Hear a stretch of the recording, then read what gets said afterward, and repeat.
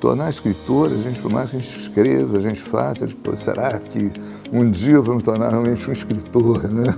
Dentro da possibilidade daquilo que a gente sempre quer tentar fazer melhor. Mas eu escrevo desde garoto. Eu, com 10 anos de idade, 9 anos, eu escrevia, fazia histórias em quadrinhos.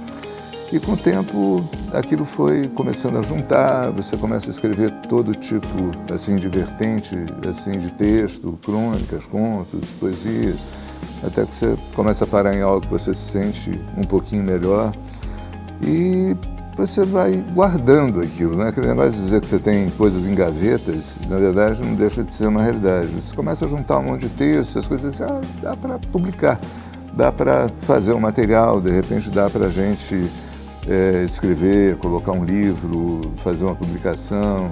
E aí, juntando esse trabalho todo antigo que tinha, eu publiquei um primeiro livro e aí depois a sequência você vai desenvolvendo, você vai dando sequência, mas isso realmente é uma coisa que eu trago da infância já. Meu estilo é totalmente livre, sabe? Eu não tenho e não me prendo assim a estilos, a temas, a conceitos, a uma determinada técnica, uma determinada tendência, sabe? É totalmente livre, os versos são livres, os textos são livres. E eu acho que é a forma mais gostosa de escrever, você ter letras livres, você ficar bem à vontade no sentido de expor o sentimento que você tem, o sentimento que você vem a passar. Os livros são 6 livros que eu tenho publicados, tem um 7º que está terminando de ser feito agora. São O Azul Invisível do Mês que Vem, Pirâmide de Palavras, que as duas se transformam em cores, Palavras Correndo Atrás de Textos. Eu tenho uma coletânea Azul Macadam, que foi traduzida para o francês, foi lançada na França pela Edition Tampuy, e que muito legal em termos de ter sido bilíngue e ter tido uma recepção, uma boa receptividade. E tem também um trabalho que eu fiz a 4 mãos em termos de roteirização, de edição da biografia do Davi Cardoso. Então esses são assim os livros principais, tem ainda participação no Vozes das Artes Plásticas e outros trabalhos, algumas coisas em coletâneas, mas esse é mais ou menos o material que a gente tem. Do nada, né? As ideias caem. Eu acho que letras, enfim, você sabe que o texto realmente, o texto poético, o texto da poesia, ela vem muito de sentimento, né? Ela vem muito realmente de algum momento, de algo que você se identifique, de alguma coisa que você interprete, que você verifique, o jogo de palavras. As coisas vêm assim em qualquer lugar que você esteja, de repente, com o uso do pensamento e surgem. Do nada mesmo, não tem uma explicação, não tem uma coisa de você sentar, eu vou escrever sobre isso. Isso nunca teve comigo. Comigo as coisas sempre surgiram assim, elas vêm, você tenta puxar, né? Depois, de repente, você começa a trabalhar um pouquinho melhor, dá uma burilada, se diverte um pouco, e aí você consegue juntá-las, uni-las, fazer com que elas se entendam um pouquinho ali, conversem entre elas, se entendam, e aí, de repente, os textos saem. Isso quando a gente fala de poesia, né? Já o conto, a crônica, não deixa de ser, de qualquer forma, o mesmo sentimento das coisas virem, mas já é diferente realmente a escrita, né? Você, na crônica, é mais um explodir de um cotidiano, o conto é mais aquela ideia que você tem que dar uma sequência e dar um início, meio e fim, enfim. Mas a gente vai desse jeito, do nada surge alguma coisa. Olha, eu acho que é a última frase. Sempre. A primeira é aquilo que eu digo, as coisas vêm, né?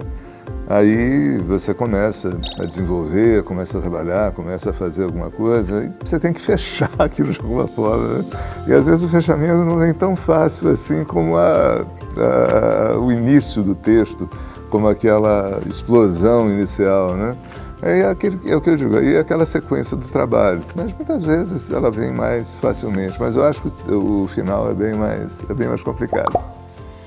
Se não exercitar, se não se dedicar e principalmente ler muito também, né? Não adianta você escrever sem você ter um universo de certa forma, meio, não digo encantado, mas que tenha base, que tenha um conteúdo, que tenha...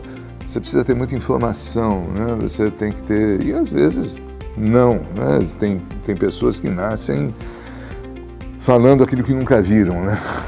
Sabe? Mas principalmente o exercício, né? do texto, principalmente trabalhar muito, burilar muito, tentar se aperfeiçoar. Acho que eles têm que ter metodologia, têm que tentar trabalhar, desenvolver, enfim, encontrar o seu tempo, né? E principalmente ter autocrítica, isso é básico, fundamental para você poder escrever. Olha, eu adoro muito o 100 Anos de Solidão, do Gabriel Garcia Marques. Ele é um livro que ele abre muito a mente, justamente. Eu acho muito importante essa abertura. É uma viagem fantástica, é um escritor incrível. Esse livro, para mim, eu acho que é um marco, sabe? É um livro que eu adoro particularmente. Evidente, tem inúmeros livros, né?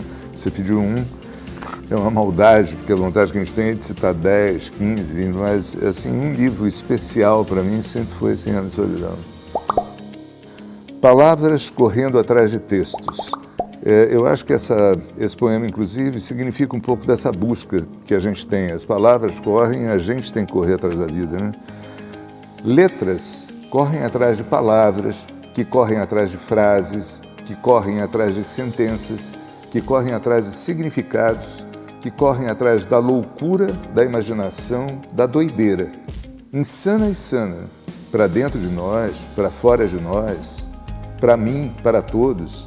Textos esperam por letras, palavras, frases, sentenças, significados, imaginação, na esperança de conseguir formar palavra, frase, texto, conceito, definitivos e resolutos. Mentes famintas correm atrás de letras, palavras, frases, sentenças, textos, significados do estender. É isso aí. Eu sou Henrique Alberto Medeiros Filho e eu estou em Campo Grande.online.